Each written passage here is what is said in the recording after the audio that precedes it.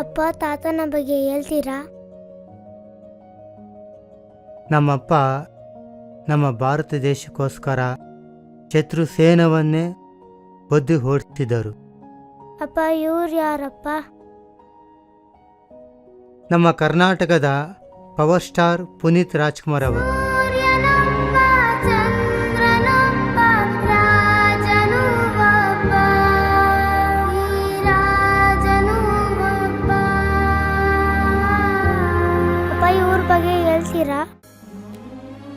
ಬಡವರ ಮನೆಗೆ ದೀಪ ಆಗಿದ್ದಾರೆ.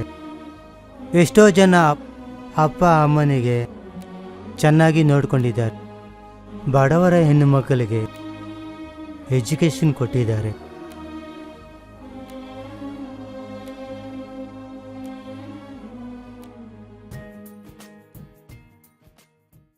ಎಷ್ಟೋ ಜನ ಅನಾಥ ಮಕ್ಕಳನ್ನು ಸಾಕಿದ್ದಾರೆ. ಇವರೇ ನನಗೆ ಇನ್ಸ್ಪಿರೇಷನ್ ಆಗಿದ್ದಾರೆ.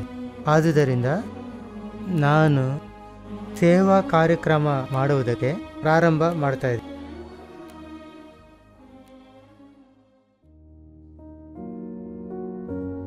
ನೀನು ಕೂಡ ಚೆನ್ನಾಗಿ ಓದಿಕೊಂಡು ಪಾಠ ಹೇಳಿಕೊಡ್ಬೇಕಂತ ನನ್ನ ಆಸೆ. ಸರಿ ಅಪ್ಪ. ಅಪ್ಪ, ಆದ್ರೆ ನಾನು ಸ್ಕೂಲ್ಗೆ ಹೋಗಲ್ಲ. ಯಾಕೆ? ಏನಾಯ್ತು? ಅಪ್ಪ, ಈ ಸ್ಕೂಲಲ್ಲಿ ತುಂಬಾ ತೊಂದರೆ ಮಾಡ್ತಾರಪ್ಪ. ಓದುಕುಲ ಸಮಯದಲ್ಲಿ ಎಷ್ಟೋ ತೊಂದರೆಗಳು ಬರುತ್ತವೆ. ಎಂಥ ಸಮಯದಲ್ಲಿ ಓದುಗಲ ಆಸೆ ಇದ್ದರೆ ಆಸೆಯನ್ನು ಬಿಡಬಾರ್ದು. ಆವಾಗಲೇ ಸಕ್ಸಸ್ಫುಲ್ ನೋಡೋದು.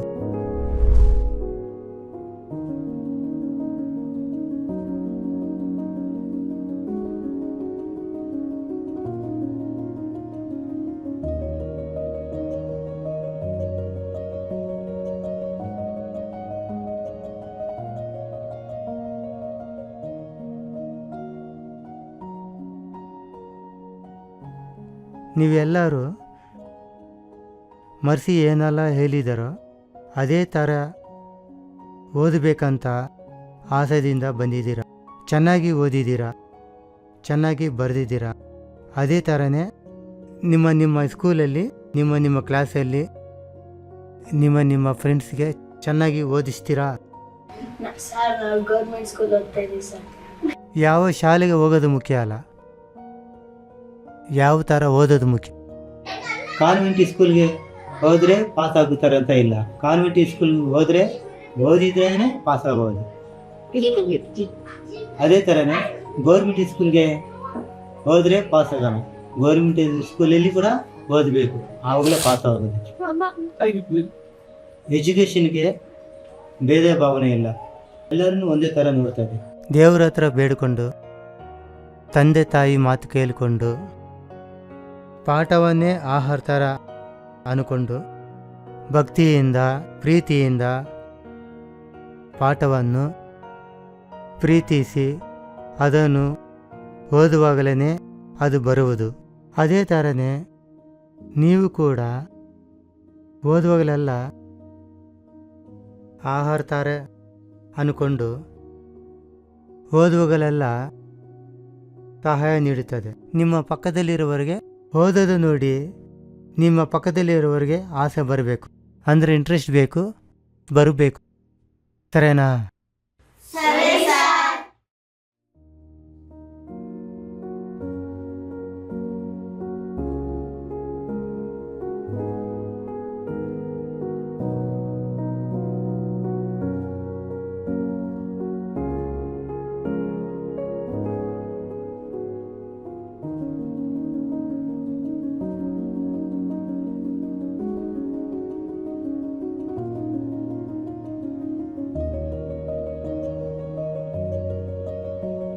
ನನ್ನ ಹೆಸರು ರಾಜು ಟಿ ಪಿ ಅಂತ.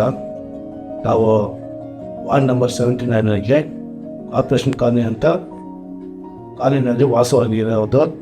ನಾವು ಸಮಾಜ ಸೇವಕ ಮಾಡಿಕೊಂಡು ಬರ್ತಾ ಇದ್ದೀವಿ ಹಲವಾರು ವರ್ಷಗಳಿಂದ. ನಮ್ಮ ಕಡೆಯಿಂದ ನಮ್ಮ ನಾಗರಾಜ್ ಅಂತವರನ್ನು ನಮಗೆ ಸಪೋರ್ಟ್ ಮಾಡಿ ಒಳ್ಳೆ ವಿದ್ಯಾಭ್ಯಾಸ ಕೊಡಬೇಕು ಈ ಕಾಲೋನಿಯಲ್ಲಿ ಅಂತ ಅವ್ರ ಮುಂದಕ್ಕೆ ಬರ್ತಾ ಇದ್ದಾರೆ.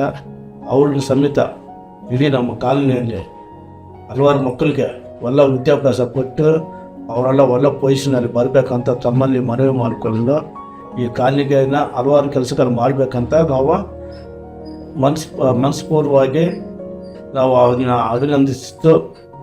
ಈ ಕಾಲನಿಯಲ್ಲಿ ಸುಮಾರು ಜನ ಓದಿದೆ, ಸುಮಾರು ಜನ ಇದ್ದಾರೆ ಬಡ ಮಕ್ಕಳು, ಅವ್ರಿಗೂ ಒಳ್ಳೆ ಸಹಾಯ ಮಾಡಬೇಕಂತ ತಮ್ಮನ್ನೇ ಮನವಿ ಮಾಡಿಕೊಂಡು ಈ ಸಂದರ್ಭದಲ್ಲಿ ಈ ಕೊಟ್ಟಿರೋ ಅವಕಾಶನ ವಂದನೆಗಳ ಅರ್ಪಿಸ್ತಾ ಇದೆ. ಜೈ ಹಿಂದ್, ಜೈ ಕರ್ನಾಟಕ.